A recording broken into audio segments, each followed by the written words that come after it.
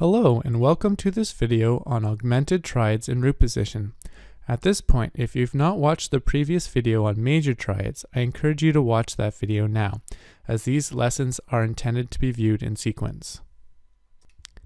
If all triads are built using a root, a third, and a fifth, then an augmented triad is built specifically using a root, a major third, and an augmented fifth. The defining feature of an augmented triad is the augmented fifth, in which the fifth has been raised by a chromatic semitone. A close look at both the C major triad and the C augmented triad show that both have the same notes for the root and the major third.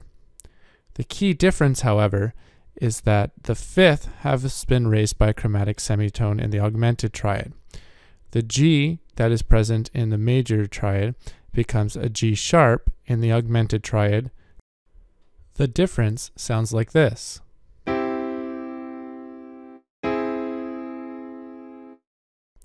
Again, an easy way to remember how to build an augmented triad is to start with the major triad and to raise the fifth by a chromatic semitone, making it an augmented fifth.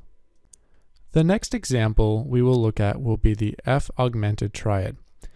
If we start with the F major triad and raise the fifth by a chromatic semitone, making the C in the F major triad a C sharp, we now have created our augmented fifth and we have our F augmented triad.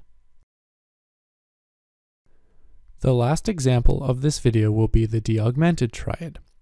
If we start with the D major triad and take the perfect fifth, which in this case is an A, and raise it by a chromatic semitone to an A sharp, we now have an augmented fifth and our D augmented triad.